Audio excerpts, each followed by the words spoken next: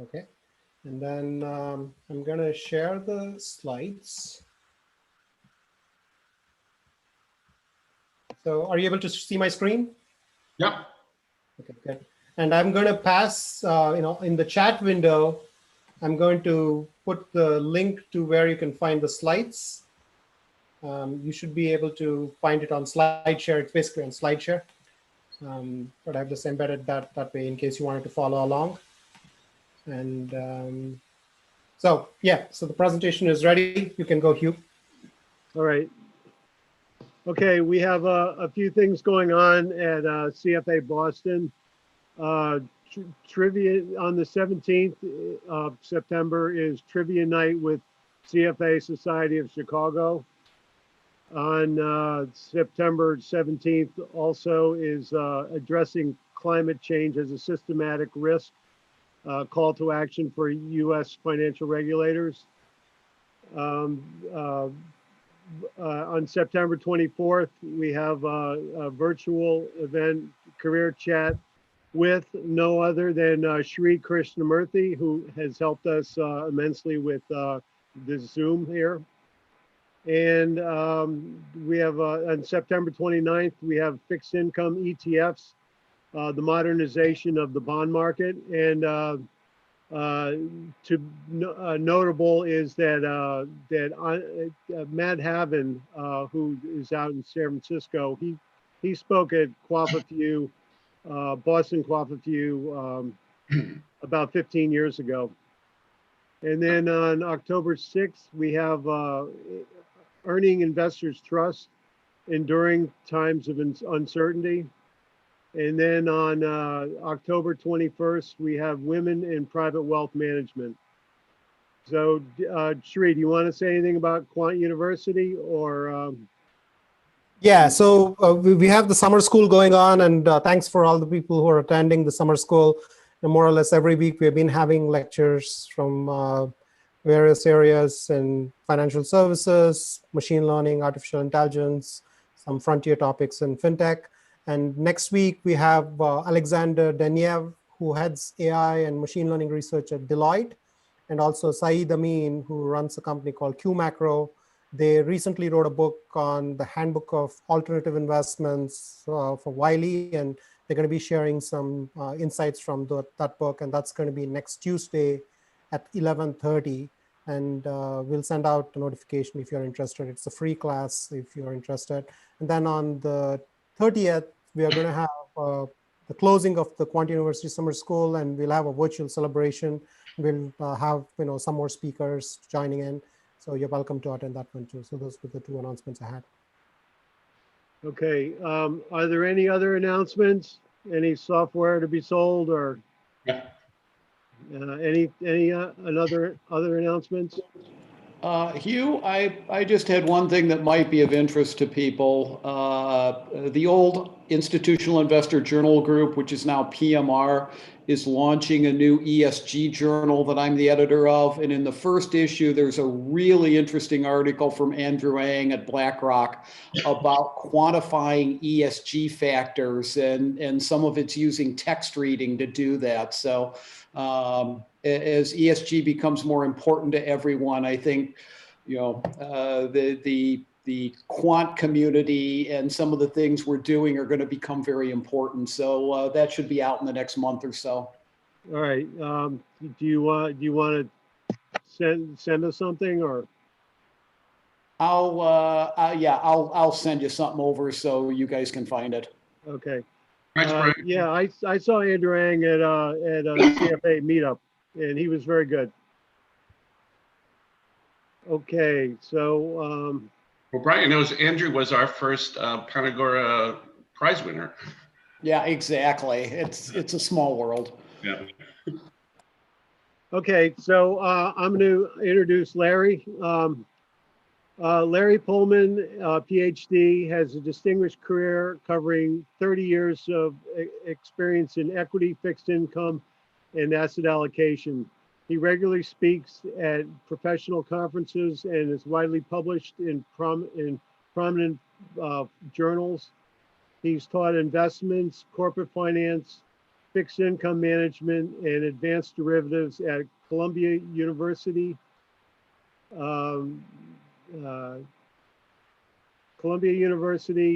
Northwestern, UMass Boston, and Larry was director of research at BMO at Global Asset Management, chief investment officer at BNP Paribas, and in investment partners, director of research at Wellington, director of research at Panagora, and director of fixed income research at Independence Associates, and vice president of at BlackRock Financial Management, and an associate at mortgage securities research at Goldman Sachs.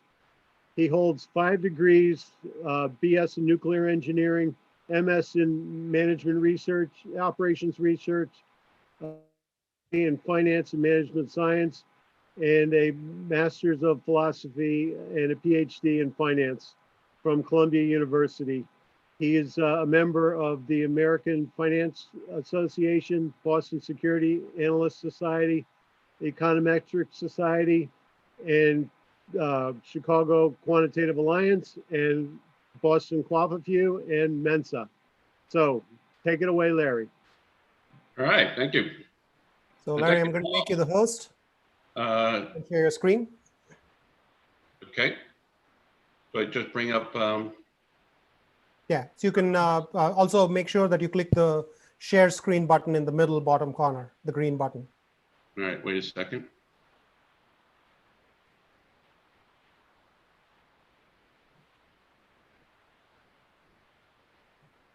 Okay. Is that being shared now? Not yet. Okay.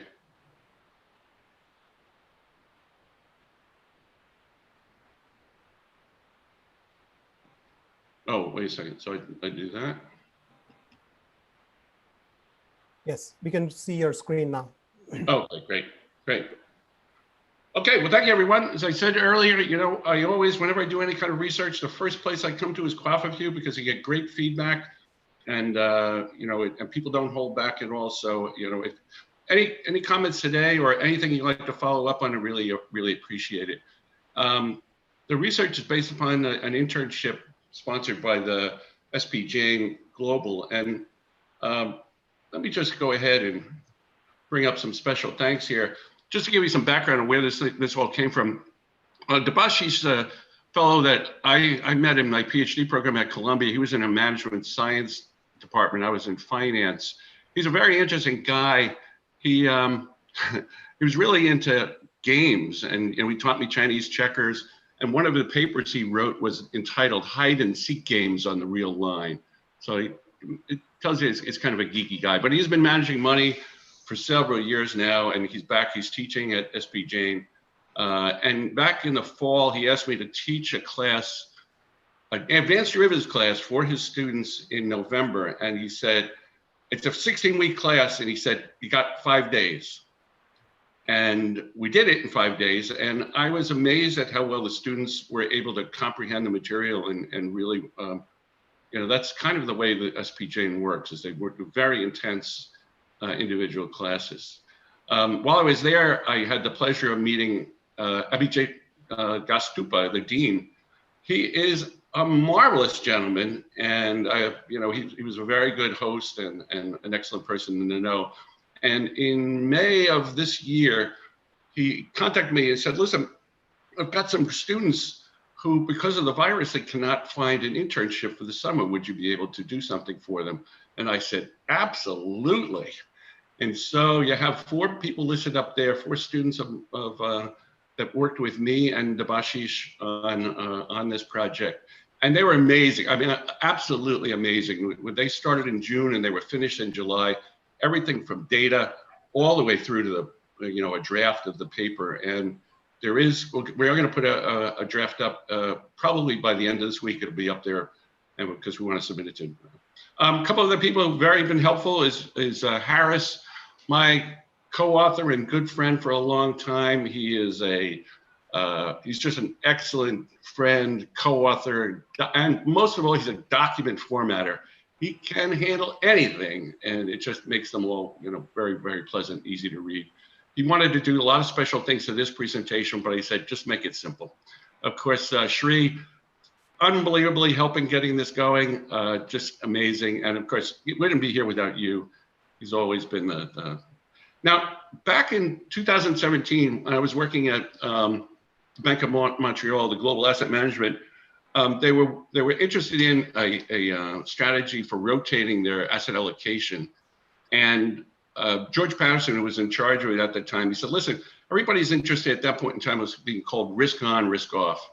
And he said, do you think you could do something with this? And, we sat down, we decided on using the Vix as an indicator of when to probably switch between the asset classes.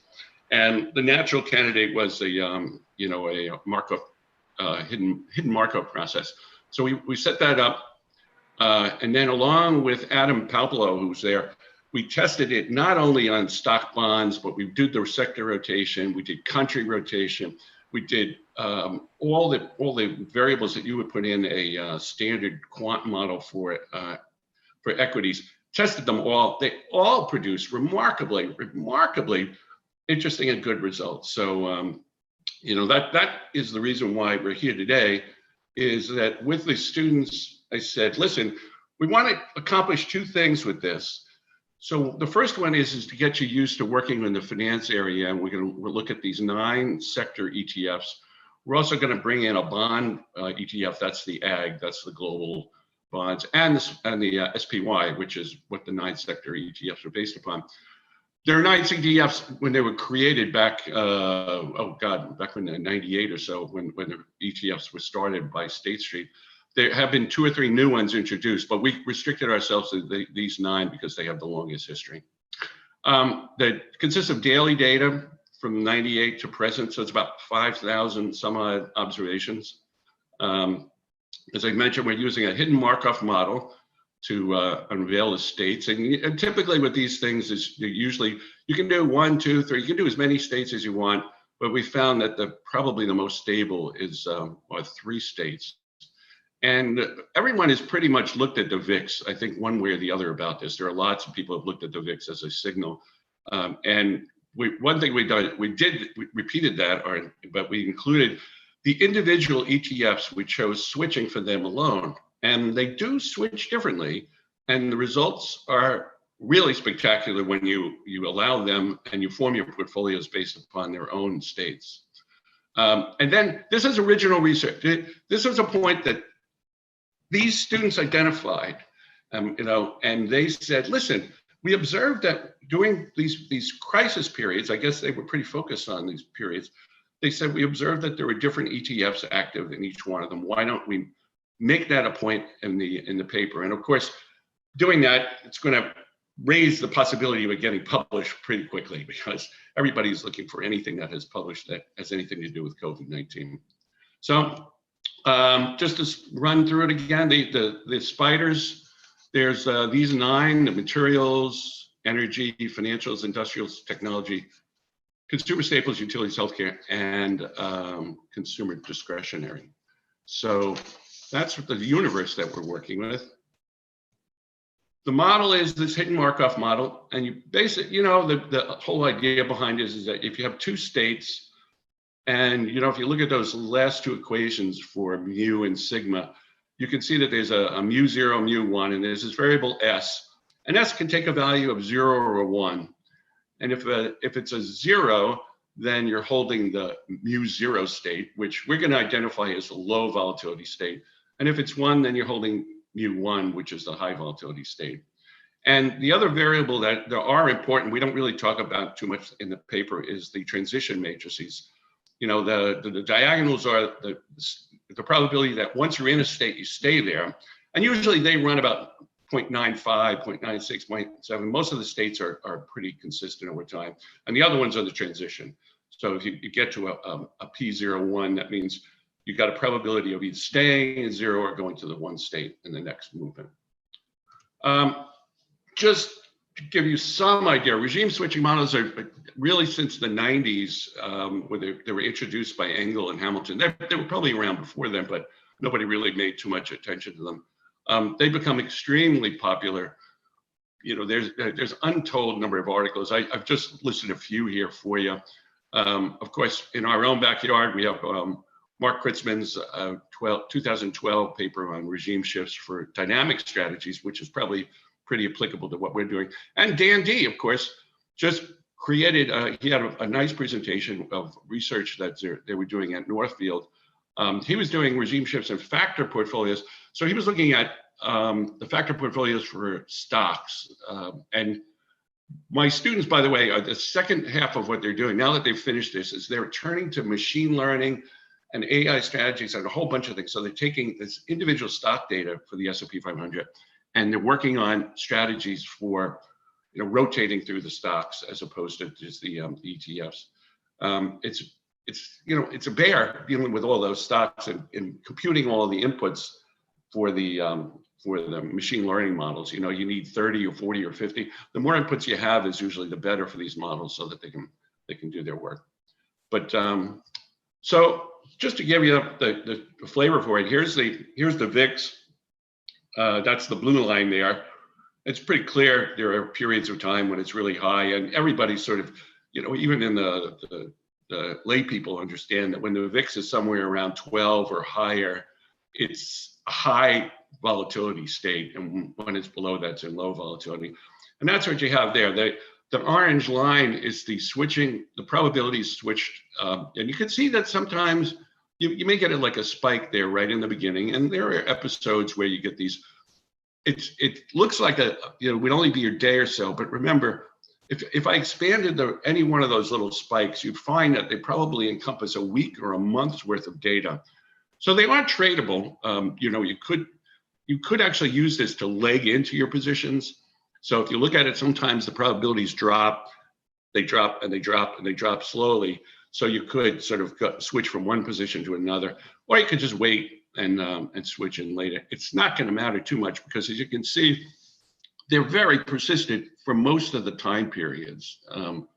But even when we take into consideration transaction costs and you follow it religiously, you know, you'll find that you manage to do pretty well with the results. And so we have the 3 recessions there. My co-authors and I differed on what we would call them, but whatever you want to call them, those are the 3 periods. The last 2 are NBER. The first one is a little bit larger than the NBER recession because we wanted to include not only the .com, but you wanted to include the Y2K. There were a whole bunch of other events that went on in that period of time. And you can see it wasn't hugely volatile, but it was definitely volatile over that whole period of time. So that's kind of what we're dealing with. As I said, one of the unique things about this paper is we've taken the individual ETFs and we've run them through the switching model. And this is just one example. This is the technology ETF, one of my favorites to look at. And it actually follows the VIX itself pretty well. But you can see it's pretty clear when you look at these are the returns over time. And, you know, if you even were just eyeballing this, you would see that there was a very big, spread there all the way up through 2002. And then it starts to narrow out, and then it jumps again and narrowing out, and all the way from 2010 onward, you have these little blips back and forth, and then you got hit with the virus. So both the VIX and the self-switching, we're going to self-switch all the individual ETFs to build a model for these things. So that's kind of a precursor or preview of what it is that we're doing. So we're going to base a couple of portfolio construction rules. They're pretty straightforward. One is we're just going to follow the VIX and move the portfolio on the basis of that. And then we're going to allow each ETF to switch on its own, and we're going to use that to be the basis for portfolio construction. So for the VIX switching, it's pretty simple. When you're in high VIX states, you hold the ag.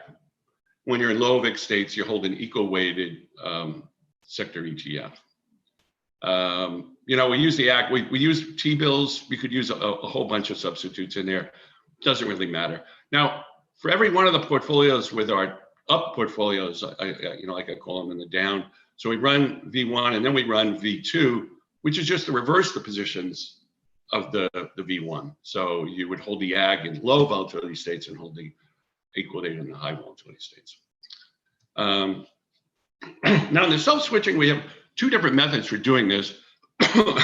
One is what we're calling fixed weights, and the other is variable weights. And the fixed weights is pretty much an easy thing to see. You know, you hold the ag, of course.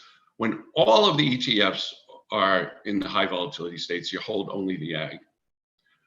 In the low volatility states, you hold for every ETF is in there, it gets 1/9 of the weights because there's 9 of them. And then whatever is left over after that, if you don't have all 9, you add the ag in there too. So the weight is fixed in that case. In the variable rate weight, what happens is that when a VIX is, when a ETF is included in the low vol, if there's only one, it gets all the weight. If there are 2, they share it, 3, 4, 5, and so on. So it's a variable weight in that it allows 1 or 2, could be extremely big important part of the S3. And so S4 is, you know, the reverse of S3. So it's pretty straightforward. This, just because I was having a hard time describing the rule, I asked one of the students to write it out, if you will, and they wrote it out. It might be a little bit easier if you're reading this to figure out what they're doing from this, but I figured I would just include it there as an alternative explanation for it. So summary statistics, this is for the daily returns.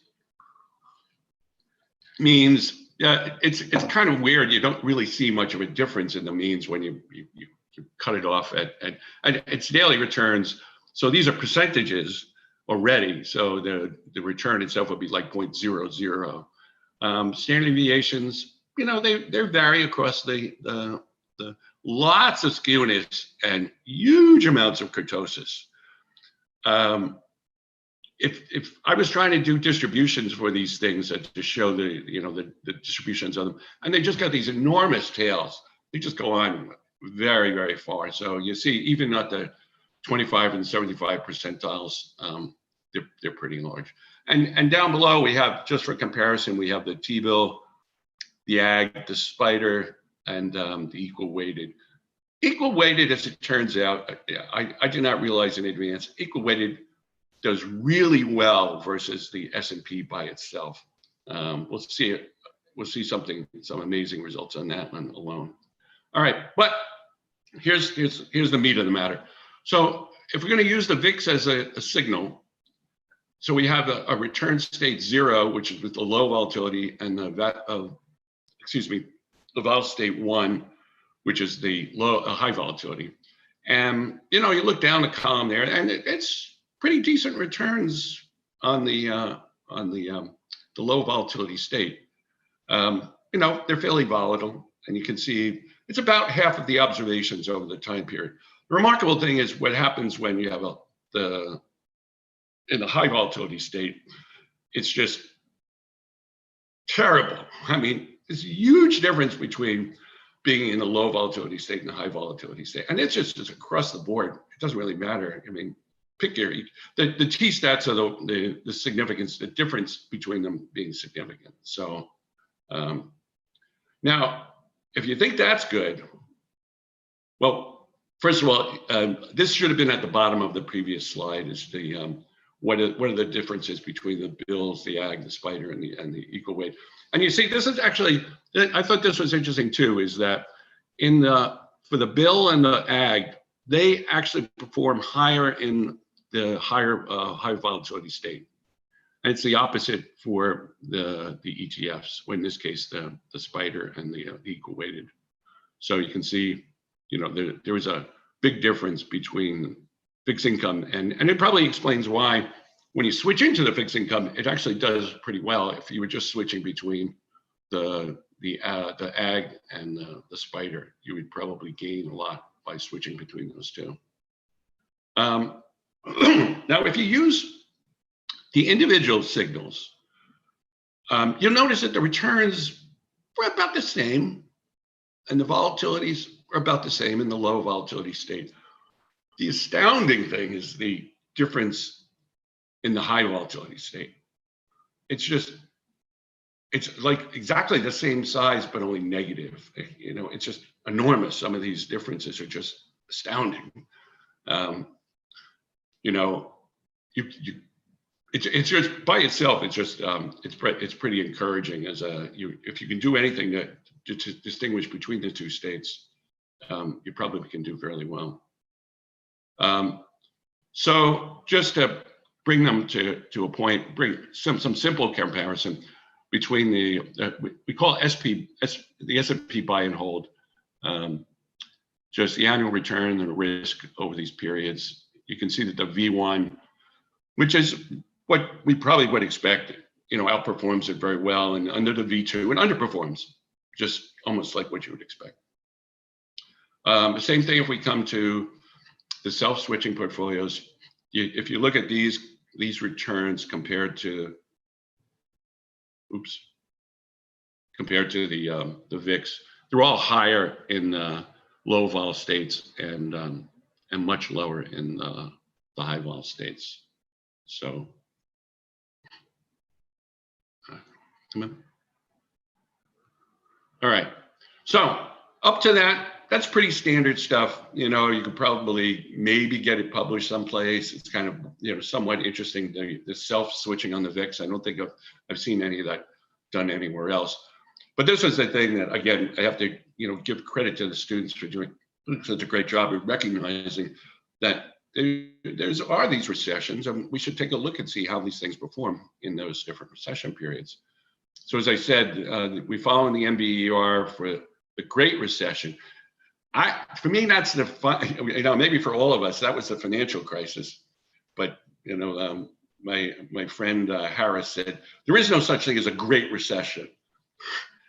No recessions are great, but in any event, we disagreed on that. So you may see two different names or labels for that throughout the presentation. Yeah, so here we go. It's no longer the Great Recession, it's the global financial crisis. Okay, so, you know, here we go. Let's look at the millennial. You have, in that period of time, the S&P had a hard time, and the V1 outperformed it, you know, with a lower risk, much higher return, you know, something like 9% difference in return between those two states. The global financial crisis, again, not too surprising that, you know, the stock market was down a lot. And in the recession, you know, we're currently in, it's still the case that, you know, the stock market's doing fairly good, but you can do better if you were rotating through the ETFs themselves. If we switch to the self-switching, it's pretty much exactly what you would expect. The returns on these portfolios are higher for the most part than the equivalent ones where you were using the VIX as the switching, but it's still pretty much the same story that you'll find over and over again. The global financial crisis, you know, the difference is, you know, 30%. I mean, the difference between 20 and 28, I mean, just they're enormous. And generally speaking, the S3 portfolio, although it looks like the S1 is better than the S3, the more flexibility you have in creating the portfolio out of the ETFs, usually the higher that they will be. And here's what the current state is on these individual portfolios. So just to, you know, one of the things I was concerned about was in S3 is my preferred one, and it is the one where the ETFs, the weights on the ETFs change the most. And when you look at the crisis periods, you see that yes, during the stable periods, you know, it's just basically it's fully invested in all of the ETFs. They don't really change that much, but they do switch around a lot in the recession periods, and you know, it's just, you can see it very, very, very clearly. that sort of implies that there's going to be some they're holding and some that they're not holding. So what is it that, you're getting down to like 1 or 2 ETFs that are being held at some periods in the recessions. So we said, okay, well, let's look at, how often are there portfolios that have 0 ETFs, 1 ETF, 2, 3, 4, 5. A little bit reassuring for me over the entire period was you're holding most of the ETFs most of the time. All right. And then the other one, all the other periods are kind of about the same. And, if you look back at the switching, you would probably, well, this is the time varying, but you saw from that previous graph that they seem to always be invested during the stable periods. So you get some big differences when you start looking at the differences in the crisis. And I think this was one of the points that the students want to make. And you could sort of see it, tremendously in the financials where there are periods where you're holding 3 or less ETFs in your portfolio, and you don't, any time during the financial crisis that you hold all of them in any period of time. So there are definitely differences as far as them. And then the question is, well, which ones are they being held? And so here we have the percentage time that each one of the ETFs was held and was active. And of course, in the full period, again, because 50% of the time they were all in the portfolio, so they all pretty much have pretty high percentages of the time of use. But here's where you get the distinction. Here's the smoking gun, or whatever you want to call it. What if there was anything that would explain the performance during the millennial, during the financial crisis, and during the COVID, it would be an overweight or underweight in the weights on the millennial are kind of interesting. The one I really find interesting, and I should have highlighted more than the ones that I did, is the technology, XLK, 3%,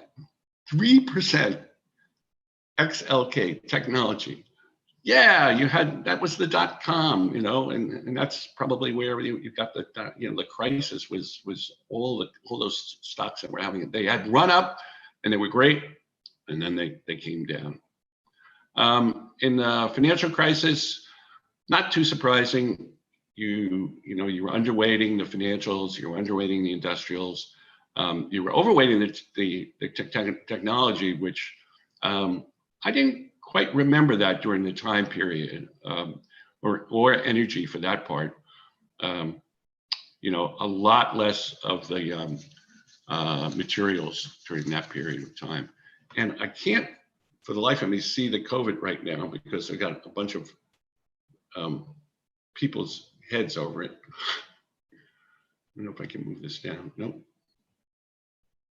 Anyway, you can probably see there's one overwhelming one. It's technology, and you guys will all say, "Well, Larry, that's a it may not have anything to do with COVID, but it may be as specific to Tesla or Nvidia or any of the other things." So that's not probably one of the surprising results. I think it's and we could look at these more carefully and dig down a little bit deeper, but we're trying to capture the fact that at least it was clear that the student hypothesis was correct that during these periods of time that they're very different performance. So conclusions. If you're switching from sectors to bonds in high volatility states, you will outperform buy and hold. If you switch between sectors when you rotate on their own volatilities, you do much better. So it's probably not a surprise. You're giving an extra degree of freedom there, and we know that they don't all rotate. They don't all have the similar performance at any period of time. In periods of crisis, definitely you want to be able to take advantage of the individual ETFs and their difference in those periods. And then finally, the returns. This is probably one of the most debated statements that's going on now in the marketplace. And I was watching a CQA presentation before this, and the returns of volatilities at least from this results are negatively correlated. You know, I don't want to make too much of it because I know it's a somewhat sensitive issue. It goes counter to the capital asset pricing model. And there are always kind of explanations for it. I've heard lots of different explanations for why that exists. It can, you know, this you could say was the basis for why this particular technique or strategy worked, and that because of the negative relationship between the two. Again, the statistics are what they are. The data is what it is. I don't want to try and push it as a, you know, a theoretical, super theoretical result. But yeah, and performance is the best when you let them do their own thing. So I ran through that really fast. The paper, as I said, will be out. A lot more details in there. It should be out by the end of this week, and you know, I guess. We'll find some way of putting it out there for everybody to be able to get access it to. So that will be there. So I want to thank you. Questions is a standard QWAFAFEW. You guys have been very quiet. Maybe it's because you've been muted. So let me stop sharing my screen and I'll come back. So. There are some questions in the chat box. Oh, all right, let me see. Open them up. All right. Okay. Oh, so I guess hopefully you got some answer to the question is about spending, how much time you spend in each state per recession. So you'll see that once it's in it, they're, like I said, they're pretty stable once they settle down. The exception being S3, where it's being driven by its own, you know, I think that's basically, whenever you see something like that, it's a clear indication that the ETFs have their own cycles. They're, you know, their own periods of time when they're going to outperform and underperform. And so that's where you get that you know, that distinction of there being, you know, 0 to 3 ETFs active during the crisis periods. But during the stable periods, they're all, you know, they spend a lot of time in each one. But that's a good question. I mean, maybe you can summarize that as length of time.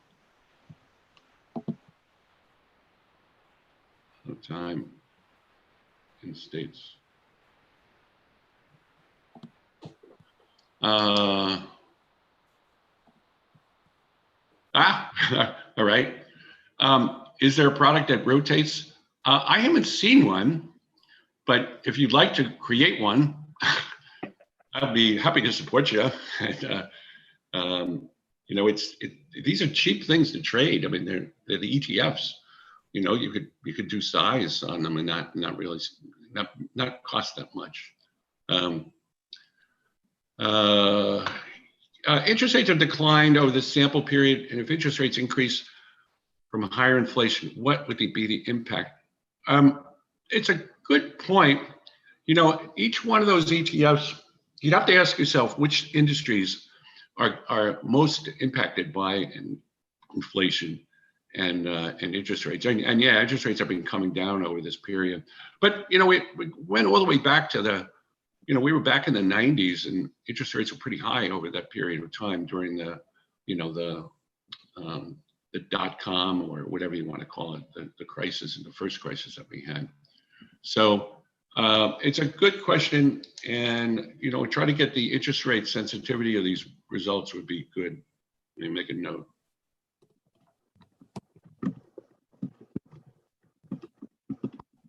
Right. Those results were all net of transaction costs.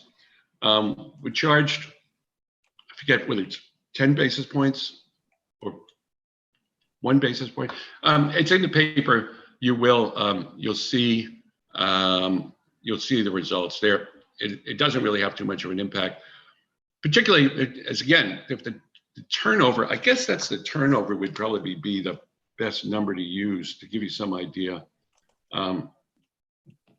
You sort of see there were large periods of time where there was no trading, and they're ETFs. So Annual returns, what are the volatilities?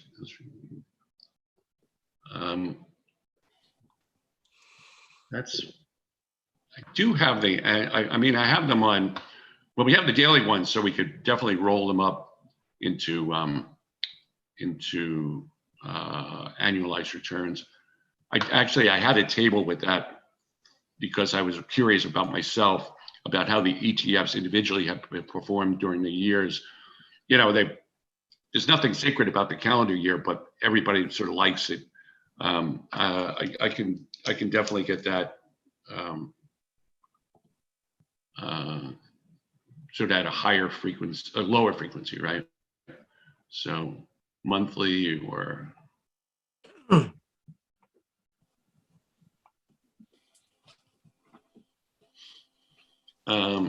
see. I don't want to miss anybody here. Larry, you want to announce the question and then answer? Oh yeah. So can I scroll back to that questions? Yeah, you should be able to scroll up and down. Oh yeah. Okay. Good. So net of transaction costs. That's a fair. But as I said, we were pretty low, so I don't think it would have too much of an impact on that. Oops. The rebalance frequency. There was one question from and what was the rebalance frequency? It's daily. So, you know, basically, but again, for the most part, there's no trading. You know, I think it's probably a good thing to establish is how frequently there was trading and what the turnover was on it. So let's see. Other questions here. Yeah.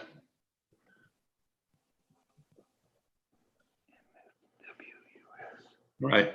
I think that's it. Do you see any more? Oh, wait a second. No.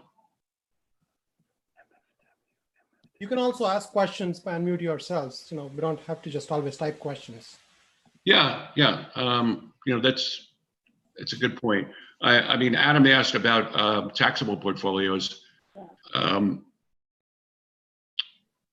So, you know, since the positions are held for a long time, and I think that'll come out as an answer to the question about how long you hold the portfolios. You know, you wouldn't have short-term gains. You're probably, most of these will be long-term. Yeah, you know, we use the ag. You know, and yeah, the ag is it's governments, it's mortgages, it's corporates, it's just about everything.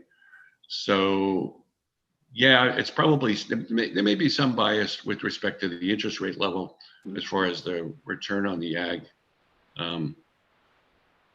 But yeah, it can't get any tremendous results from, you know, having you know, it'd certainly be interesting to run it against other fixed income ETFs to see if there was a big difference in you know, any of the markets that are. Right. Larry, in periods of market stress, ETFs sometimes don't sell at fair value, so the NAV blows out. I'm wondering if that's an issue here, the premiums and the discounts on the ETFs. That's a really good point. You know, unlike the options, you know, well, no, because these are them. Oh, I was thinking it's not the futures where you would get, you know, you could have backwardation and contango in those securities, but these are pretty straightforward. But yeah, I don't know about that, George. That's a good point. So, right. It's more on the fixed income side, but it could be on the equity side as well. Yeah. Just get out of line. Yeah. Okay. Right. So Larry, I had a question. Kind of naively, I would think there'd be 3 states of volatility that have obviously different patterns of performance. So it rises in a crisis, and then it falls more slowly, recovering from the crisis. And then there's a period of stability in between, however long, where things are just perking along.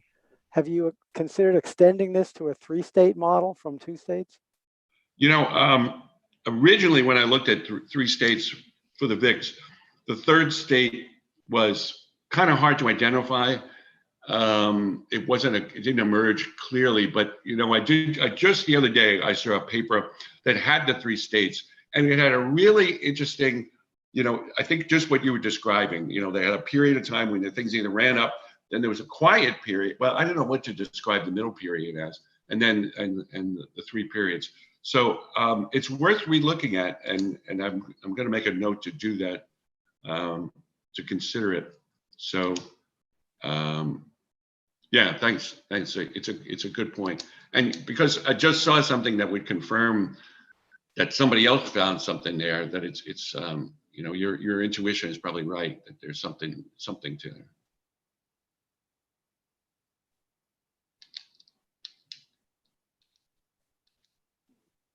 Larry, this is Kevin. Can you hear me? Okay. Yeah, so before, when I was typing that, I realized I wrote 200 instead of 2000 in that question. What I was getting at there, which reminds me a little bit of the prior question to some extent. The VIX, I mean, usually when the VIX is high, the market doesn't do so well, right? But in the late 90s, and it looks like you started this right when the ETFs were created. Just 98, yeah, when they started, we got them. So the VIX though was quite high, 97, 98, 99, and then finally in the year 2000, when the VIX stayed high, the market sold off. And so that's why I was just wondering, how did the strategy do in the tail end of 98? But it looks like it was only a week or two in there in 98. So how did it do in 99 when the VIX was still quite high? Yeah, so that's the sort of the basis for that question. And you come up with any sort of, like an in sample versus out of sample here when you came up with any of the rules, and like that breakpoint of 12? I've seen breakpoints a little higher than 12 sometimes when I look at a 2-state VIX model. So I was just wondering, was there any sort of in and out of sample here at all? No, and that's probably an exercise that's really worth doing, because, from previous research, I did do this for the VIX. I did a rolling, expanding the window and then recalculating the Markov states before, and it's remarkable that it's pretty stable. I mean, if you get the first year worth of data, it may jump around when you only have 1 year, but once you get the rest of it. Now, I've never looked at an expanding, I've always looked at expanding windows and never kind of a rolling, because I think you're trying to capture something that, relies on the past behavior of this. I mean, we're really talking about the whole distribution of the returns. But it's a good question about that initial period where, if you particularly had a high volatility. So I guess kind of a month by month return series. Actually, there's a lot of graphs and a lot more tables in the paper that hopefully when you see them, you might probably feel more comfortable. But if you still don't, I can add the like month by month results. I think might be. I've calculated them before. Just for the sake of just checking to see what the things look like. So kind of a sanity check. By the way, the one I didn't mention this at all, but an equal weighted S&P beats the S&P almost all the time. Over this entire period of time, that astounded me. I thought it would be about the same. But if you look at it now, what technology is like 30% of the VIX? I mean, you get overwhelming amounts in industries that, well, when they do well, you do well. But it's the equal weighted seems to be a pretty good alternative to a standard S&P.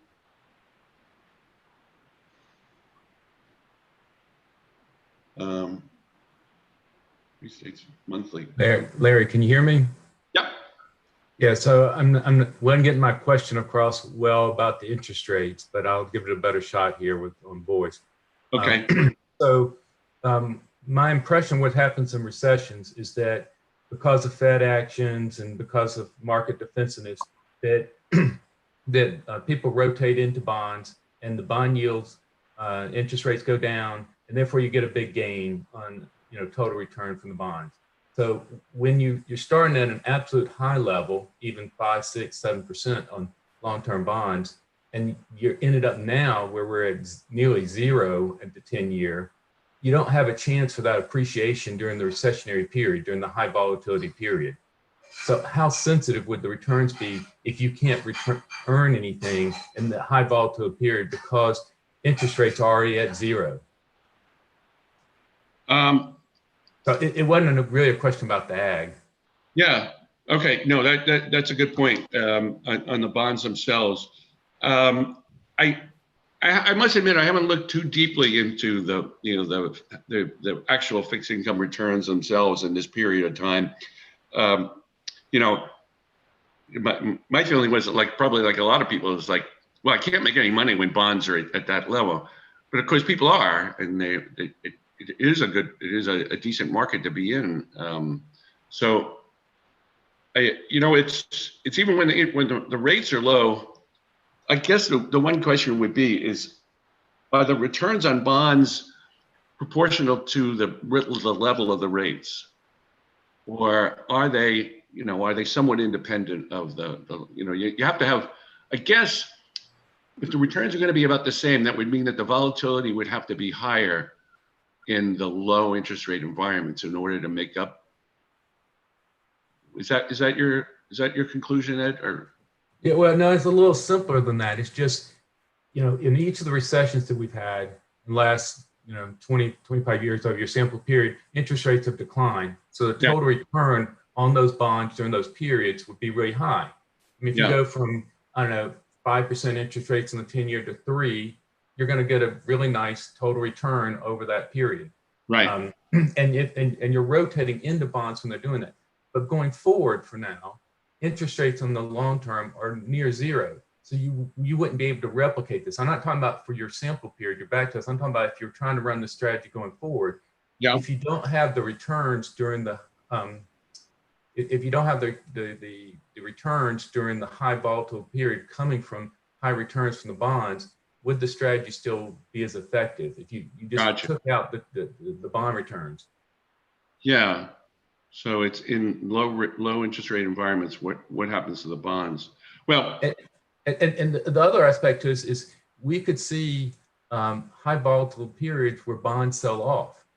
I mean, if the worry is like in the 70s, where you're getting increasing inflation during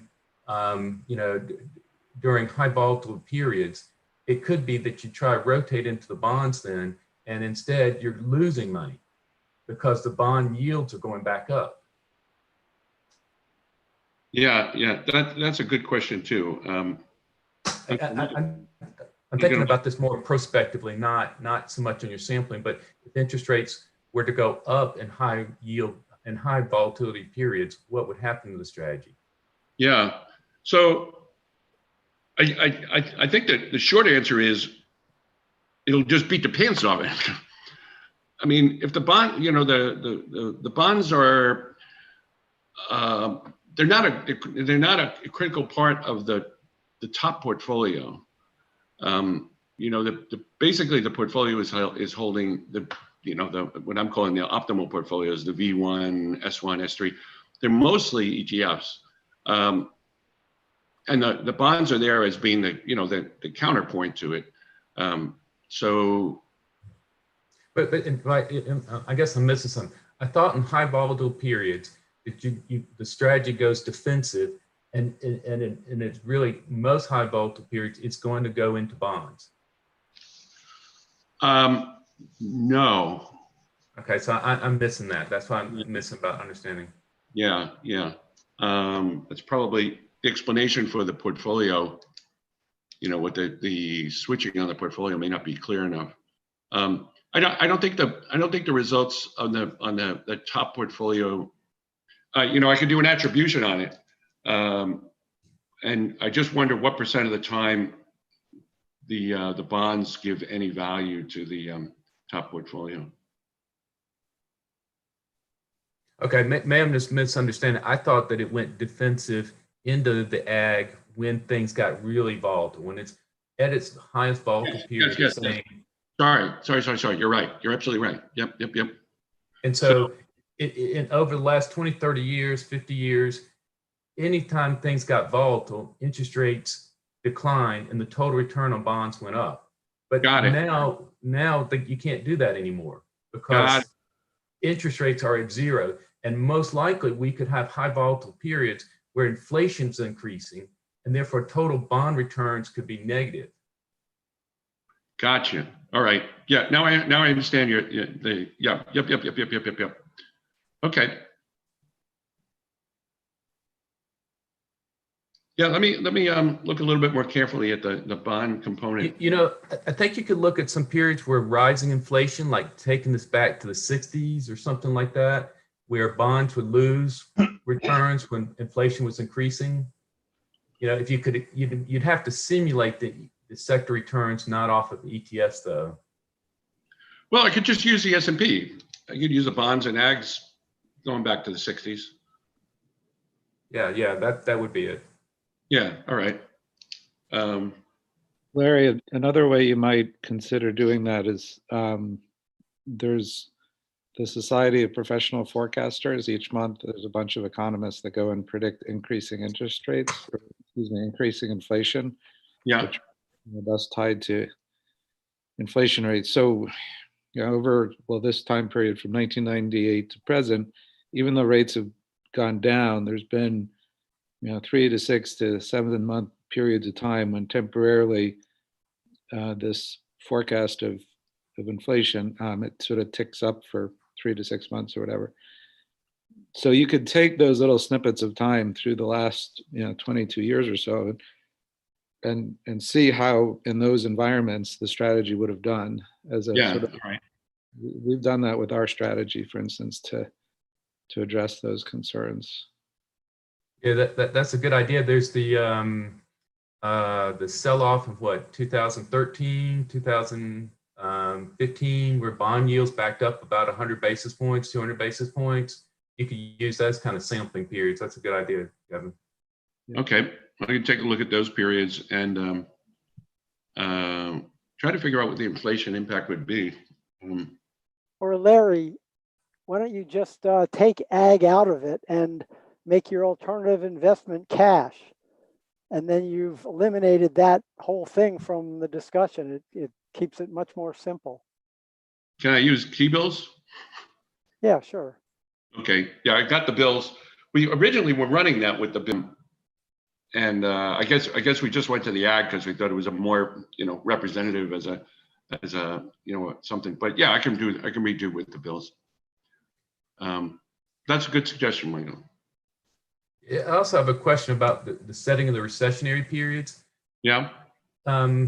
Is it the board that sets the recessionary periods? Did they really start in '98 for the first one? I thought it was more like 2001.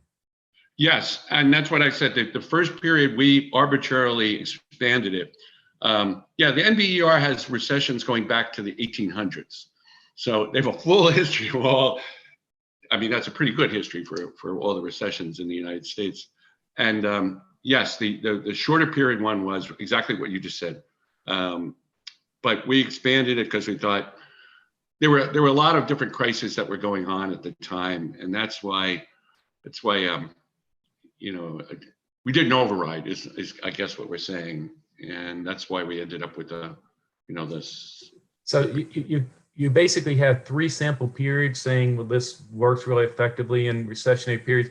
But if you're going to use an override with that, I think people might want to see what it looks like without that in a standard paper, because they're going to say, well, you may have cherry picked this. Yeah, and that's not a bad idea. Is just to go ahead and use the period for the first recession. Use the NBER. But we've been good since then. Committed one sin. for the first period.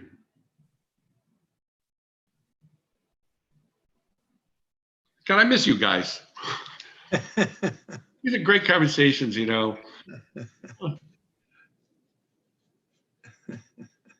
They're just good to have. Hey, Larry. Yeah. Did you train your HMM model on the VIX levels or the VIX returns? The levels. So just like a comment. So the hidden Markov model will find states based on the mu's and the sigmas. So so if you trained it on, say, SPY, you're simultaneously getting the average return and the standard deviation. And then if you train it on the VIX, you're getting that same standard deviation, but now you're getting the vol of vol level. So maybe you just kind of comment on that. Yeah, I did originally look at the percentage change in the VIX. I must admit it's been a while since I considered it as an alternative to the levels. The only reason why I use the levels, everybody says, yeah, the VIX is above 12. It's it's volatile. So I said, okay, well, let's see if we can actually use it on that basis. So, but yeah, it's. Well, in a way, I should know a little bit more about the details of the calculation, but I thought it's the expected volatility of the 1 month options on the S&P. So if it's an expected volatility, then it is already an expected return. So, by just using the level, you already are incorporating a volatility calculation in there. So, but it's something to. I guess what I meant is your hidden Markov model on the VIX will calculate the level, and the level of the VIX is the vol of the SPY, right? And then it's going to calculate the vol of the VIX. And so now the vol of vol. Yeah, so now you have this second order vol term, the vol of the vol, and it's like, is that intended? Is that like adding value there?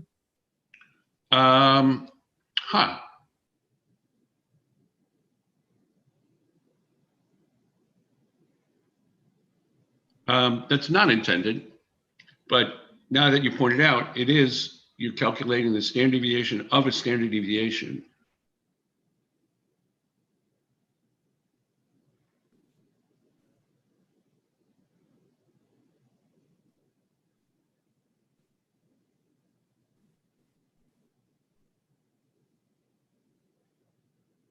That's a good point.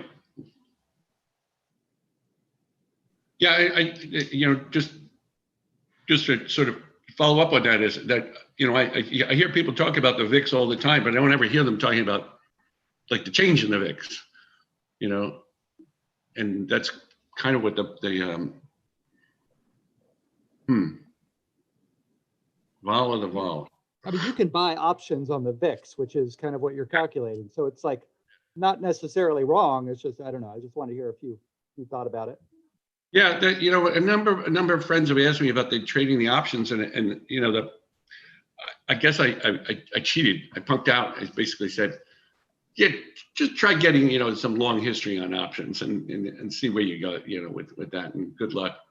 Kevin, you probably know more about that. Enough experience with that, but yeah, it would be a good exercise, and these kids did a great job collecting the data. So maybe there's another paper in there somewhere. So actually, if you ran your volatility model on the SPY rather than on the on the sector spiders, you actually get a data point in between, right? So that you have the individual sectors, and then if you would run it on the SPY itself, you would get it for the whole market, and then the one on the VIX is sort of the most derivative. So you're saying do a Markov model on the SPY? Yeah, because that's what you do on the individual ETFs, right? So it seems like the SPY would be sort of a midpoint in the whole exercise. In HM, yeah, that's a very good. I'd like that because we did the switching on the individual components of the SPY. So why not do it on the SPY itself? And you're right, the SPY, doing it on the SPY itself will give you a pretty good indication of what the market is doing. And then, yeah, at least we should address that in the paper. I think you're right. Huh. I don't know why I haven't thought about that.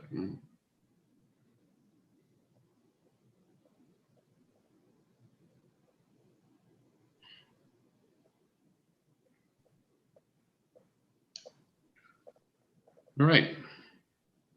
Thank you, all of you, for lots of good people. This is why I always do this with QWAFAFEW. I always come to you guys first, because you're not afraid to say what you're thinking about, and it's just, that's what makes all the difference. You know, you present the paper someplace else, and people just sit there and they don't say anything.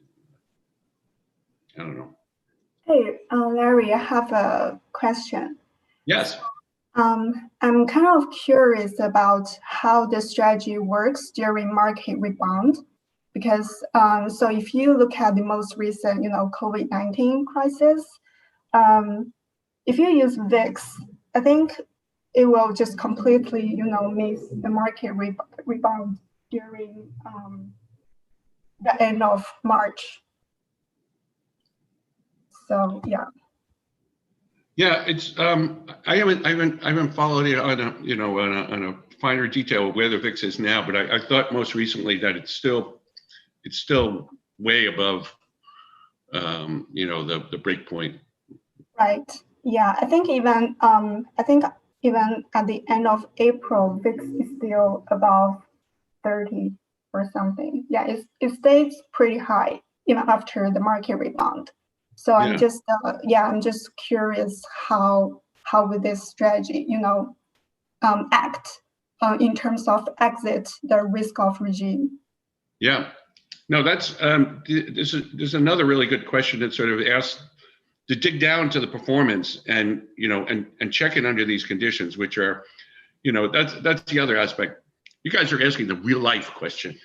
You're managing a portfolio. More than likely, these are the types of conditions you're going to go, okay, what am I going to do now? Right? And you got to have some feeling for what it has done in the past. So are you thinking if you stratified the results by the market rebounds and looked at them there, would that kind of answer your question, or?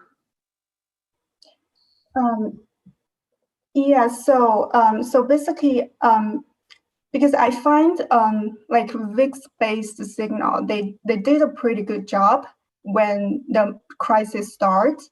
Yeah. So yeah, it's pretty good if you use it to enter a risk-off regime. But when we should exit risk-off, yes, when we should risk-on, it becomes a little bit tricky. When to exit? That's another good point. You're right, because when the VIX is jumping, it's no question you're in. But when it starts to come down, what are you doing? So the way I would imagine the Markov model would sort of hang in there until you come back to. I mean, if we just look at the way the model has worked in the past, it would probably switch you when the VIX had moved back. So yeah, but it'd be interesting to see how well it corresponds to like the turning points, if you will.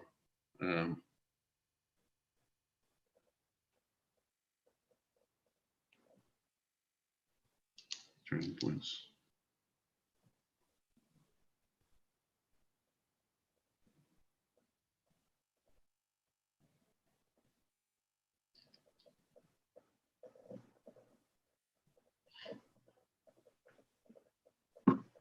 They said there are a lot more results and a lot more details in the paper. We'll try and get a copy to you. Make sure we get a copy to you. And that would, I would love to hear any further remarks on it. I hope some of the answers, but I think most of the things you guys have asked, I have to go back and do some work to give you the answers. They're good questions. And I think they all address this notion that, yeah, Larry, it looks good in theory, but how would it hold up in practice? I think that's the And that's kind of you know, a nice thing about this group also is you can appreciate the theory, but you're also somebody who has to face the you know, face the piper when it comes down to, okay, you got a $10 million. What are you going to do with it?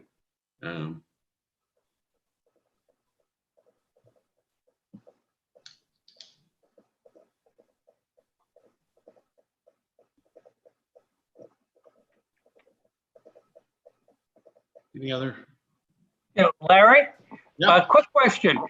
The model that this sector rotation would not be, does not take into account the dollar.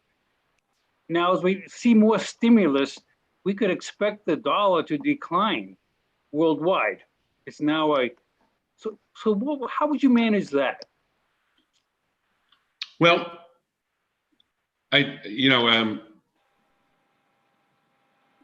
well, I mean, the first thing is I would try to test whether or not there is any impact on the dollar, the change in the dollar, you know, relative to the return. So we can try stratifying it relative to the dollar to see if there's any improvement or just. You know, it's a useful paper because it has so much data going back for such a long period of time that. You know, I did use you know, country ETFs at one point or another back in 2017 when I was testing it, and the country ETFs rotated pretty nicely also, but it wasn't a question of were they rotating in high and low vol states. So that's a whole different subject of they may be rotating for some other reason than being in those high vol versus low vol states.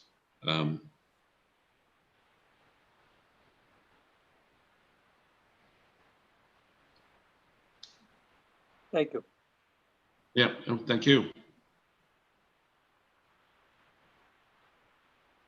These are all good practical questions that any good portfolio manager is going to want to know the answers.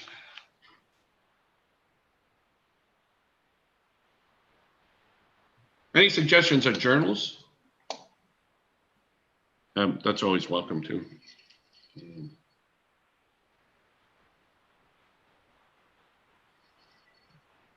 What about the JPM maybe? Yeah, JPM, yeah. You know, it's the first paper for these kids, so I thought, oh, what the hell, I'll send it to the FHA. So maybe they'll take some pity. Actually, Larry, I think there's a journal, I read that there's a journal of ETF investing now that came out. Maybe it's been around. I don't know whether it's an II publication. It might be, if I know if Brian's Bruce is still on. I mean, Brian's involved with a lot of the, but I'll check about that, an ETF journal. That would certainly be a more likely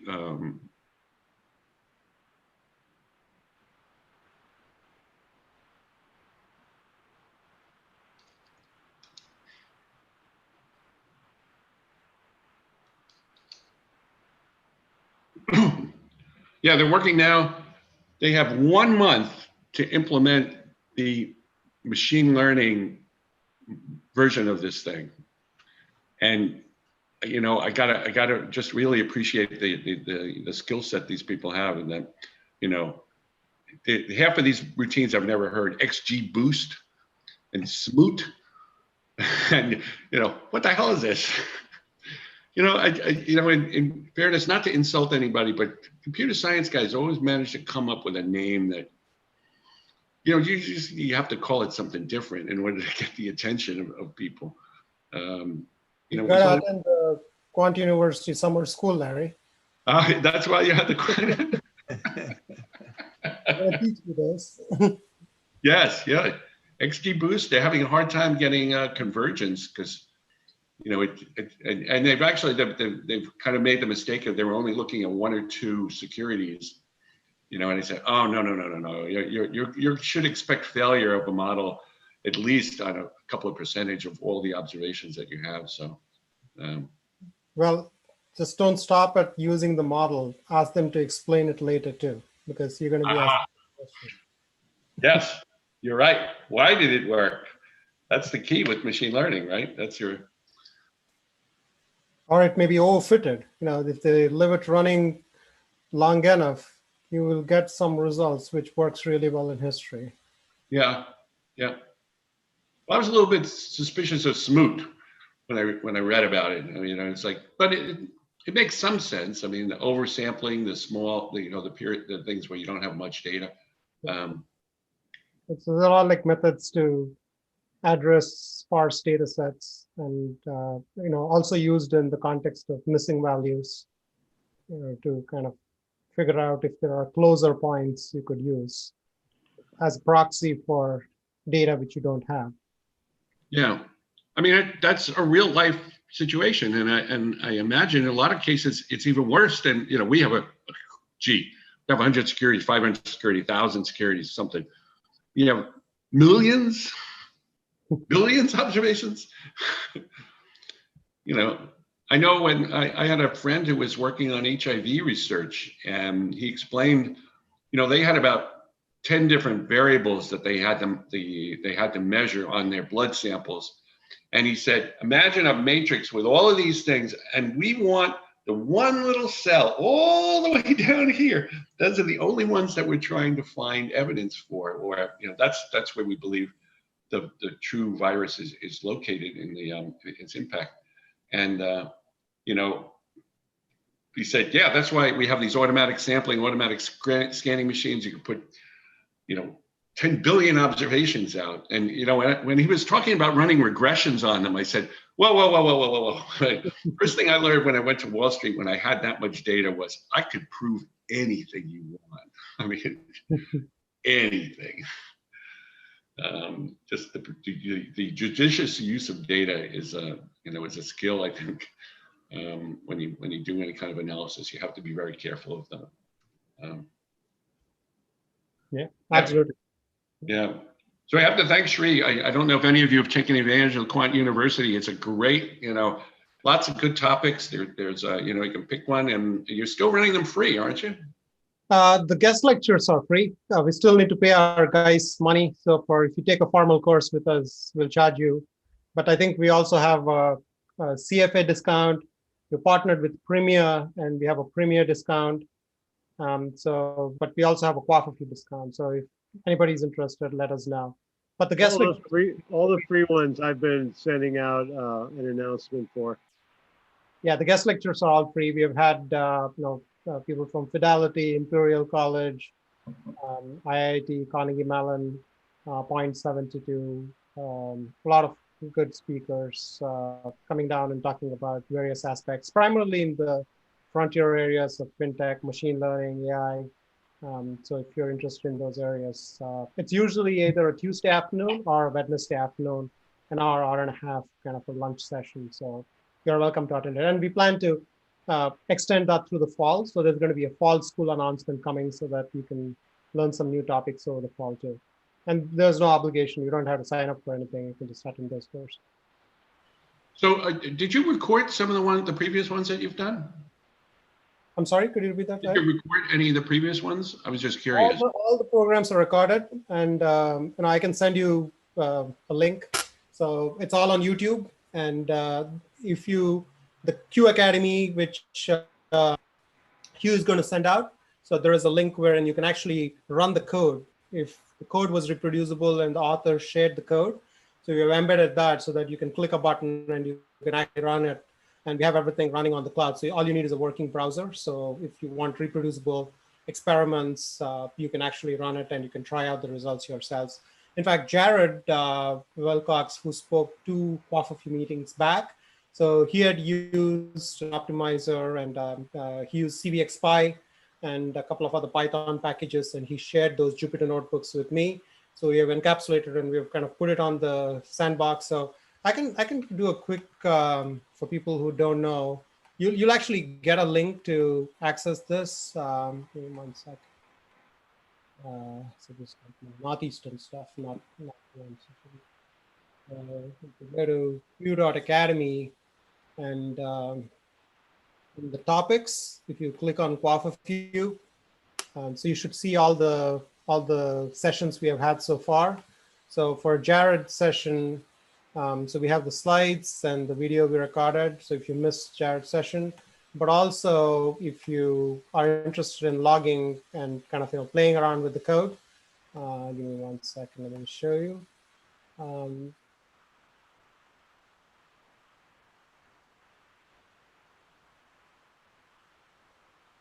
There, if you click on Run on Q Sandbox, it's the higher moments code which Jared shared.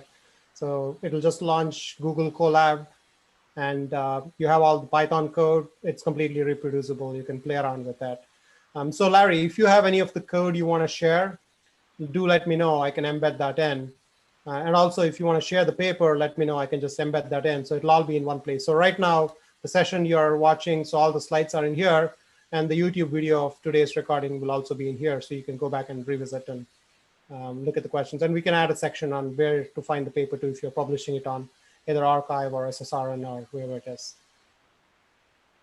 Oh yeah, I think the students would be very happy to share the code. The only question is I'll have to check on the rights to distribute the data. Okay. So I'll check and see whether or not we can put that up as well. Actually, we have a solution for that too. We have a synthetic data generator. So you give me the real data, I will create a synthetic version of it, and you can use a synthetic version instead of. Really? That's pretty cool. Yeah. So we're kind of creating a synthetic data generator, which basically for data sharing purposes and for reproducibility, it maintains the statistical properties of the original data set so that it enables you to share data sets for reproducibility and other experimentation purposes. Wow, that sounds really neat. That gets around a lot of licensing issues, that's for sure.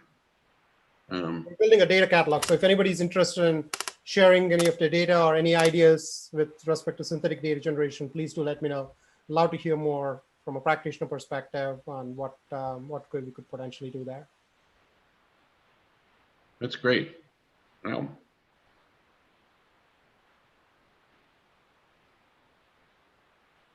All right, well, I think we've got our allocated amount of time, you. All right, well, thank you very much, Larry. Thanks, Larry. It was an absolute pleasure. Thank you. Thanks, Larry. That was great. Great seeing you, everyone. Yeah.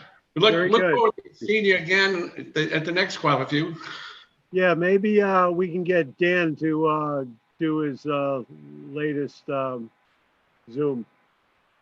Yeah, I'd be interested to see his, the result. I mean, he did, he's got the paper and the presentation up there, but I don't know if he wants to, come in and do it. But it was interesting, though, the results that he had, certainly in the paper. Good. We can always ask. Absolutely. Good night, everyone. All right, everyone. All right. Good night.